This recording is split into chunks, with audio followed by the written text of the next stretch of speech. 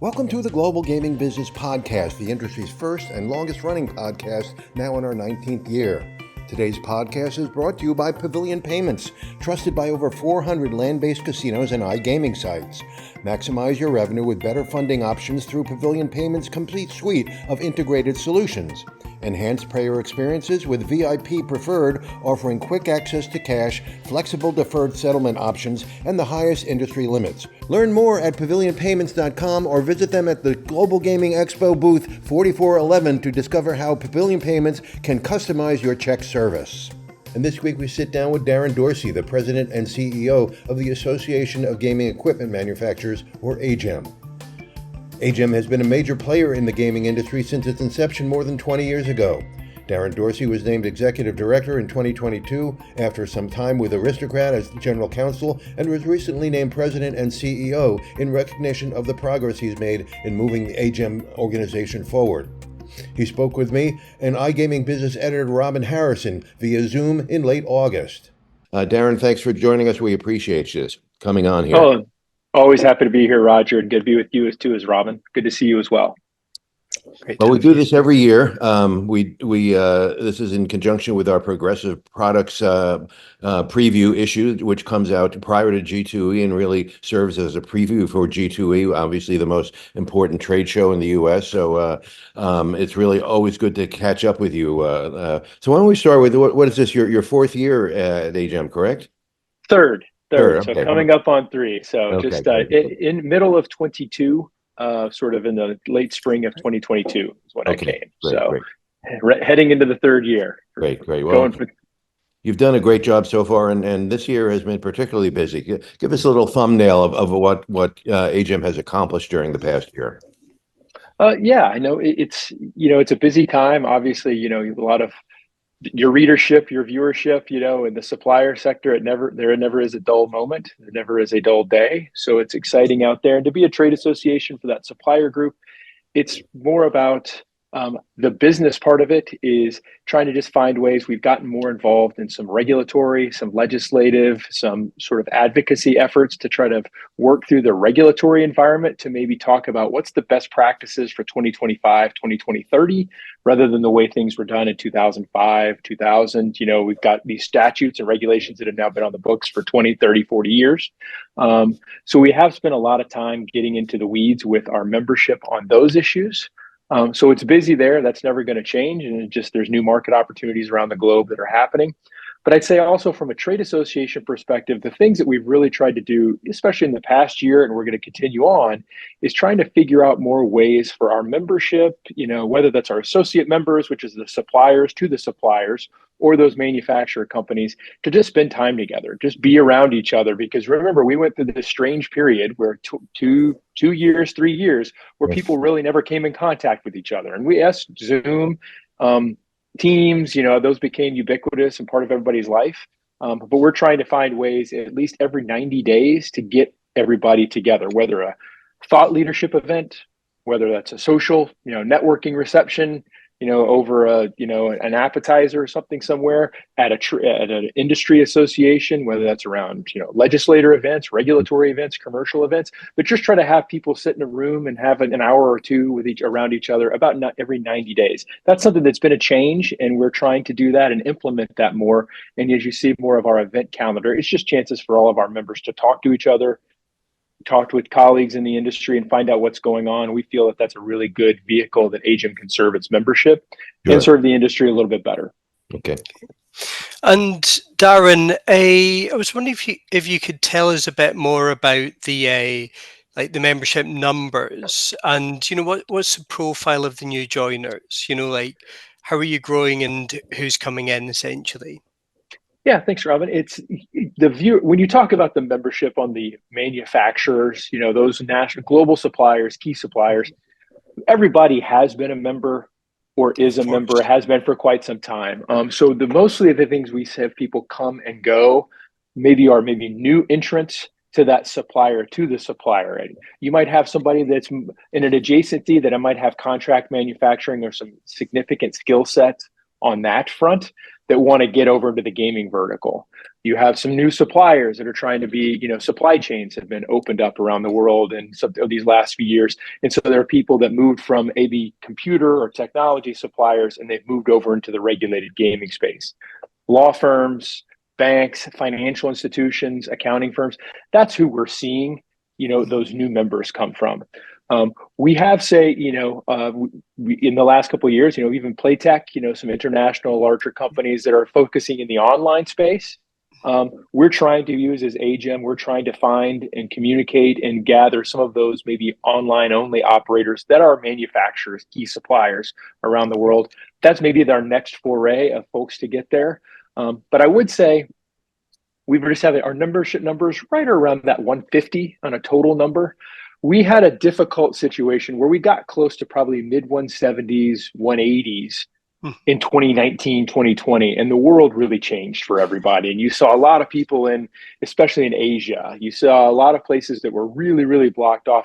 So some companies have either unfortunately maybe not made it or moved away from gaming or moved away from regulated gaming and focused on other areas. So that's been that push-pull on top of M&A activity.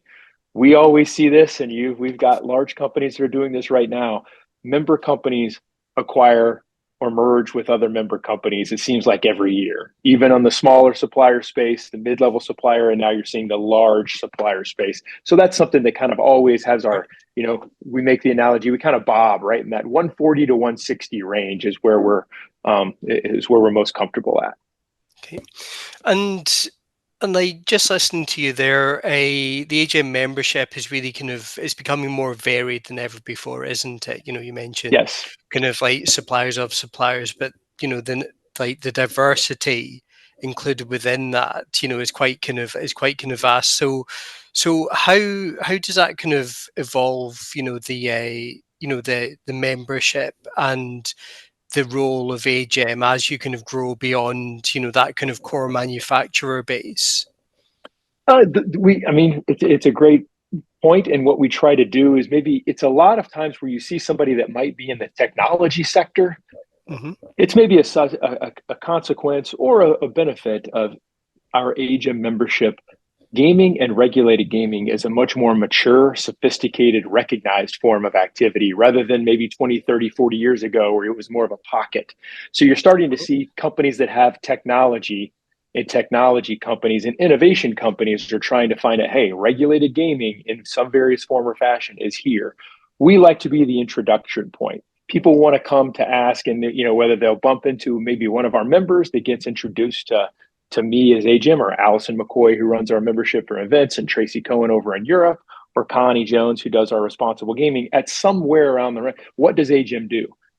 We try to be the recognition or the introduction point about what regulated gaming, because we focus in that regulated privilege license environment, not any of those markets. So if people want to enter the space or have questions about the space or want to be associated with people in that space, that's where we can provide a little bit of that feedback. Plus, we're trying to maybe put some introduction about new market opportunities. We put on these thought leadership events a couple of times a year, and it's an introduction point on new markets, what's going on in markets, having regulators come and speak. So maybe we could be that introduction point that those people maybe otherwise would not receive or couldn't get to just by going to a trade show maybe or bumping into. And so AGEM is that front door to the regulated space for a lot of people that might be interested in it. Well, you mentioned, regulated gaming. Obviously, your relationship with the regulators and even the legislators is very important. I know in Nevada, we've had a lot of turnover at the top there. We have a new chairman there. I know you've had a good relationship with Dave Rebuck here in New Jersey, but he's gone now. So how do you you keep a great relationship with the legislator and the regulators when they turn over so frequently? Well, Roger, like you said, it's just maybe that same thing as being that front door to, hey, if you'd like to get a viewpoint of a lot of different people on the supplier side, instead of picking up the phone and calling one licensee on one particular issue, AGEM can do that, right? We can be that person that hears from a lot of its members in a lot of different ways and attack issues from a lot of different angles. So whether that's with Chair Hendrick in Nevada, who's come back into this industry from somewhere else, we always want to be there to be a sounding board for him, for his agency, or for any chairs and any other regulatory authorities by saying, we're going to make this possible change. AGEM is something. Would you like somebody to comment on something? Would you like us to review some proposed rules? Would you like to get some information out to the industry rather than going to 50 people individually? Let's maybe use the AGEM communications channel and the AGEM banner to get some of that information out.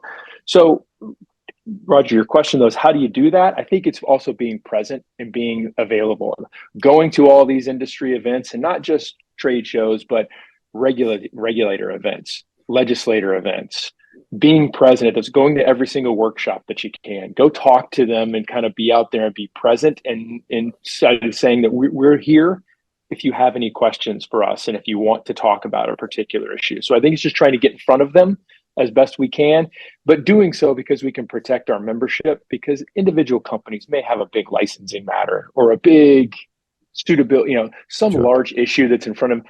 That's not the right time for them to maybe approach a key regulator, because that maybe might mix the message out. AGEM doesn't have any licenses itself. Sure. I don't have to be there on any particular issue and is seeking approval for something. So we can really give an unbiased, direct answer on questions that he or she may ask, and that's how we can best serve our members. Sure. Do you leverage the relationship members of your board has? I mean, a lot of your board members are government affairs people or compliance people, so they obviously have their own individual relationships. Do you use that as well? Yes, and we also have used some of those AGEM resources where we've got a great team of our own contracted professionals who are lawyers, lobbyists, very experienced people in a lot of these key areas. And so we keep a lot of channels of communication open to try to keep the ball moving down the field, so to speak, for a couple of bad mixed metaphors for some sports things there. But, it's just like you said, this is an ecosystem that everybody likes being in this industry. It's a very good collaborative industry, especially on the supplier side. Competition is important, but people have a lot of the same common views. So keeping those people and keeping that table as large as we can, always, hey, does somebody have a relationship on this? Because we're trying to get, in this particular state or with this particular tribe or on this particular issue, we've got a wide, vast network of people to pick up the phone and call and try to get to the bottom of it. Sure. That makes sense. So obviously, your members are really interested in gaming expansion, or not only in the U.S. but around the world. How do you keep them up on that kind of information? We again, just like I referenced there, we try to keep those professionals, whether they're members, whether they're engaged professionals for the association itself, kind of keep a standing item. Hey, there's been a lot of activity down in Mexico over the last 12 to 14 months with a new reform decree. Hey, is there anything that's going on right now? Having those law firms be able to answer general questions on the monthly call amongst the members. Having some experts about Brazil, about where some technology standards are on that new opportunity, where the licensing, what's the timeline for the having having G3, having some of these other key and like GGB, everything else. Just having that network of people that are always here to provide a voice about what's going on. We can just keep people connected. That's how AGEM can serve everybody as best in our best way. Great. And you mentioned earlier the work that Connie Jones does around responsible gaming, and with Responsible Gaming Education Month coming up, from September, it'd be interesting just to just hear more about first of all, I suppose, what that kind of RG kind of a issue is to AGEM, and what kind of Connie's work around that has been in recent years. Yeah, and it's important. Connie's one of those highly respected people in that space that I mentioned earlier, just how AGEM can provide a vehicle and communication because of the relationships.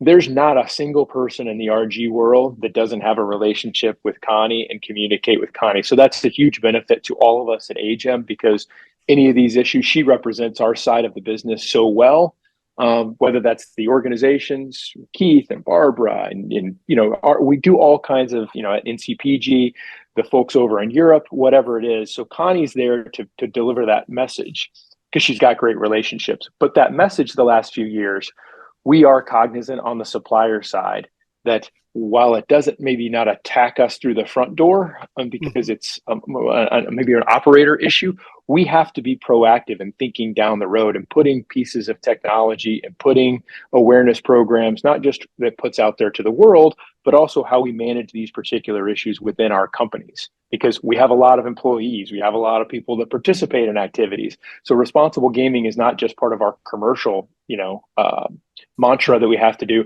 It's also, we're large employers for people to put programs and awareness programs and campaigns. So September being RG month, we're going to do a nice panel hosted by AGEM for some experts. I believe it's like the September the 17th. Connie's putting that on. Got folks in Europe. We got the partners with AGEM. So Ian Shanahan's going to do it. I know Jennifer Shatley from here in the US and Alan Feldman is going to be doing it as well, from, who's a longtime person in that space. It's more about taking part in those activities and being proactive, not reactive on the RG issues, especially when you talk about the US, because everyone sees what happens in Europe, in the UK, and eventually those do become sort of issues that people need to work through. And it's on legislators' minds, it's on regulators' minds. So let's go ahead and be proactive in how we communicate, how we message, and if there's things that we do to support education, to support research, we're going to continue doing that. And we document actually about 20% of our annual budget each year. A little more than 20% of our operating budget goes to responsible gaming initiatives and funding and partners, whether that's philanthropic endeavors, whether that's research efforts, whether that's support efforts. But that's what we do as an organization. So we put our money where our mouth is. Well, we'd be remiss not to mention the AGEM AGA golf tournament, which you put on every year. This year was held at Shadow Creek in Vegas. You raised, how much money did you make? I mean, overall, you've raised several $1 million in the 25 years it's been held.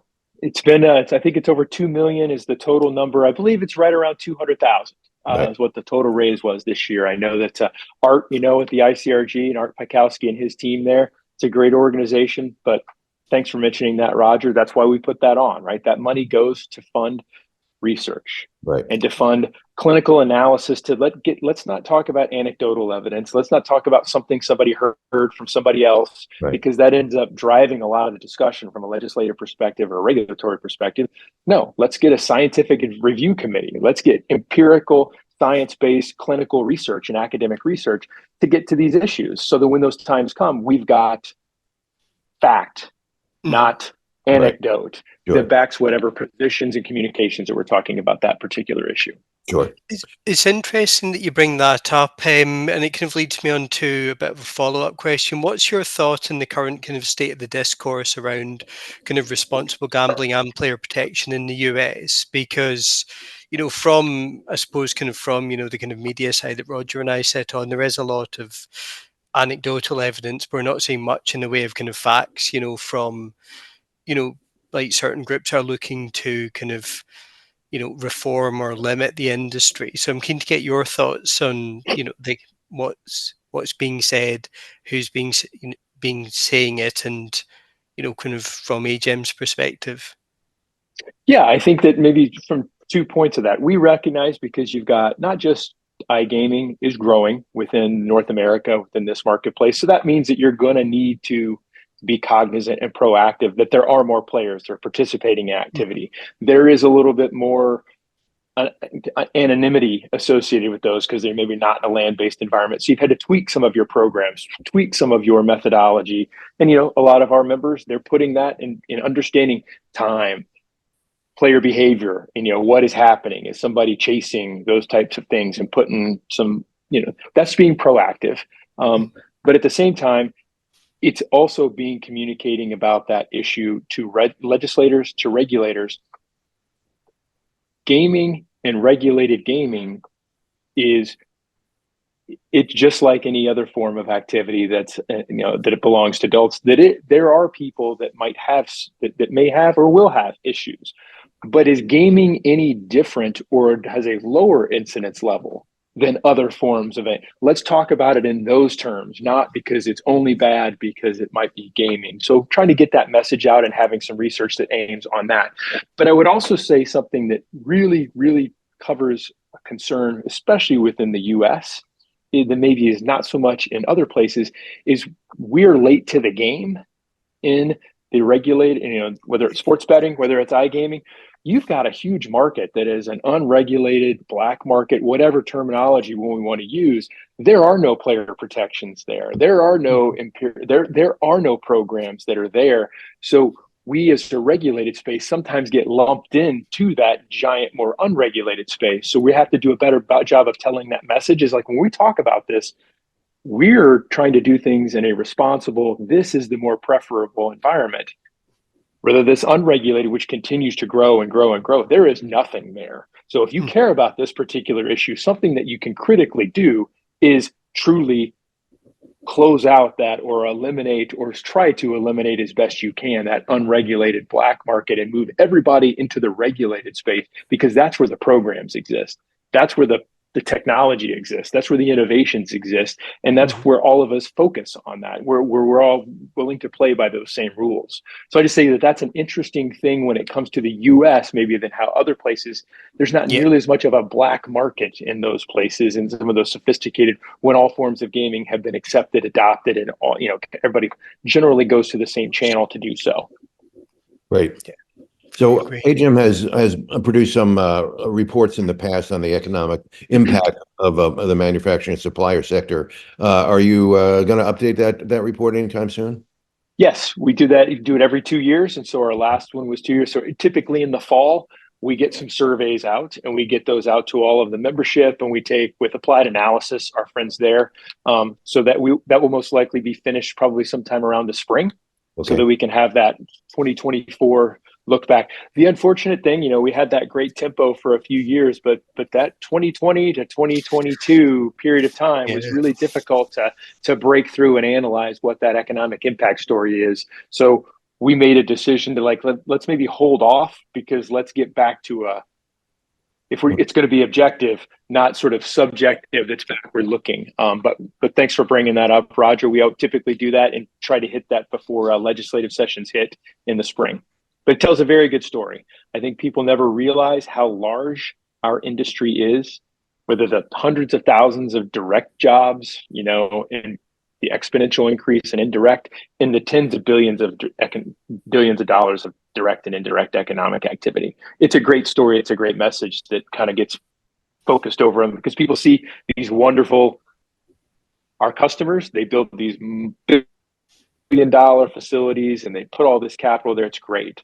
But we also are an important part of that ecosystem. And it's nice to be able to tell that story and to show the jobs that we create, the capital that we're investing, and the people that we're putting in our various communities, because these companies are not just in Las Vegas. They're not just they're around the world, and they're technology companies, right? We're making computers nowadays, right? That's what we're doing. This is that industry. Great. And of course, one of the ways where the world / the industry gets to see these kind of what these companies are building is at trade shows, like ICE that we kind of organize, or G2E that we've got coming up in October. And it sounds like it's going to be, it's going to be a really lively edition this year. So I was keen just to kind of find out, first of all, a bit more about AGEM's role at the show, and then what's the general kind of consensus from members on what to kind of expect this year. Is this going to be a big one for them? That last question, yes, because where this falls on the calendar, it's a very important time for product launches, for new innovations, to sort of preview that for when capital cycles hit, to get something out in the market. And it's a great place to do so, because Las Vegas being an international destination, it fits right at home, right? You can walk through Venetian Palazzo and go back there, and it feels like a gaming show before you even get to the expo hall, right? Which is a good thing. So the answer to your question, yes, everybody's got something new that they're trying to get out there. They want to show. Plus, it's an exciting time, like we said, in the M&A world, right? There's a lot of activity. There's a lot of deals happening. So, G2E for the investor community, for the supplier community, this is the time where everybody's in the same place at the same time. So a lot of action, a lot of energy around those discussions as well. But I think that you said it earlier, is I think it's really big that the mindset for a lot of people is ICE, going to its new home from London down to Barcelona after the first of the year. In G2E, these things sit 6-ish months apart, give or take, right? Yeah. They work on a product release cycle for those big stands where we can do some launches, we can do some programs. So they're key components to anybody's product cycle and commercial plan every year for all of our membership, right? And then the suppliers to suppliers, it's a chance where they can come to see all of their customers at one place and one time and do a lot of that business at that time. So everybody's excited, I can tell. But, I always say the term cautiously optimistic, because it is also, like we just mentioned, I know that we can't say the rearview mirror anymore, but we had a few year period where it was a really difficult time, right? Everybody's just trying to think the next week in front of them, right? That's all we're trying to do. Can we meet cash flow needs? Can we meet production needs? Can we do, how's our business? Now people are back in that, okay, what's our 4-year plan? What's our 5-year plan? So people are being a lot smarter about that, right? Because we had a nice period where everybody finally got back to normal. And there's some positive energy with that. And now people just say, hey, how does this fit within my product cycle? How does this fit with my commercial cycle? What's our plans? What's our message? What's our, back to a commercially focused and strategic view on what I need to get out of our large shows, right? Whether that's at ICE, whether that's at G2E, or that's with some of the other shows that are out there. You asked what AGEM kind of did. Is we just want to be there for the members to have communications, whether that's regulators, legislators, they'll come up and we've got some initiatives that are happening in some states or with some jurisdictions around the world. It's our time as AGEM. We also like to support, we have a great longstanding partnership with the AGA and READ about G2E. And so we want to be there to support them. The chairman's reception with the AGA Hall of Fame, we always support that. It's a great 3 inductees this year. We also do our AGEM Memorial Awards that we recognize for commercial professionalism and communications. We do that at 2 p.m. on the Wednesday of the show. We're going to do that in the networking lounge. Maybe have a portable bar brought in there to try to generate a little bit more activity, because we've got 2 really, really worthy recipients this year. We're going to do a press release in about the next week or so about that and get that announced. But so you ask what we try to do for G2E, that's what we try to do, that we just find a way to support all of those people and be wherever we need to be for any discussion that our members, our friends, our partner associations want us to be. That's what we're here for, because it's really about them. It's really about them. It's their week. So how can we support them as best we can? Of course. Well, we just have one more question, Daron. And again, thanks for taking the time to do this. What are your goals for AGEM over the next few years? I think maybe not just, so we use the term grow, but maybe that's not, we feel good when it comes. I think we want to be more efficient. Yeah. We want to find ways to provide some better value and some programming, and maybe professionalize that with how we communicate with our various members, because we've got a global, association. We have people in Asia, we have people in Europe, we have all of that. How do we maintain an ecosystem where people can't communicate with each other at the same time? Sure. So be efficient within the organization. And I know that something we really think is missing out there that we want to be part of is also create better communication and dialogue amongst all the various associations that all of our gaming companies, operators and suppliers alike. Let's also have a great dialogue. And if AGEM can be in the middle of communicating with all of those other trade associations, AGA, CGA, GTA, Gaming Standards Association, Hermit, ECA, you name it, right? We've got a lot of great people that do a lot of great work in the space that's focused on gaming. Let's think about that next 10 years of, it's not a localized thing. Let's talk about this on a global level and communicate amongst associations so we can benefit our members and benefit the industry better. So that's another goal that we have, Roger. And I know I'm looking forward to carrying that goal through, whether we're all talking to each other a couple of times a year, or quarterly, something like that. That's a goal. But also, are there legislative initiatives? Are there regulatory initiatives? Are there big barriers that make it costly, time intensive, something like that? That's an initiative that our suppliers that maybe don't make sense for 2025, 2030. Let's go and use AGEM resources and the vehicle to try to make it better for everybody. If that's eliminating some duplication of processes, the process for approving gaming technology, whether it's speeding it up, whether it's eliminating duplicative costs, finding new gaming opportunities so that the licensing process are somewhat more converged, where they're not, piecemeal, right? Sure. That saves time, that saves money for all of our members. And so try to find those pockets of activity to maybe advocate and be there as a messenger for everybody, Sure. to make it better for everybody. So those are kind of three goals that we sit around and think about between, our officers and all of our member companies and all the great team that we've got amongst AGEM. We just those are three things that we're trying to do a little bit better. Right. Great. Well, Daron, you've done a great job in your almost 3 years now, and you do have a great board there with really influential people. So you got a lot of help. So thanks for taking the time to join us, and we're looking forward to seeing you at G2E.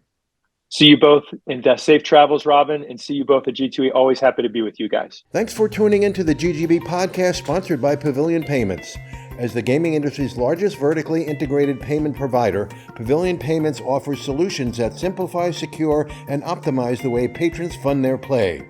Trusted by over 400 land-based casinos and iGaming sites, Pavilion Payments helps you boost revenue and enhance player experience with VIP Preferred. Discover more at pavilionpayments.com or visit them at the Global Gaming Expo booth 4411 to learn about how their solutions can enhance every casino guest touchpoint, from the cage to the casino floor and online.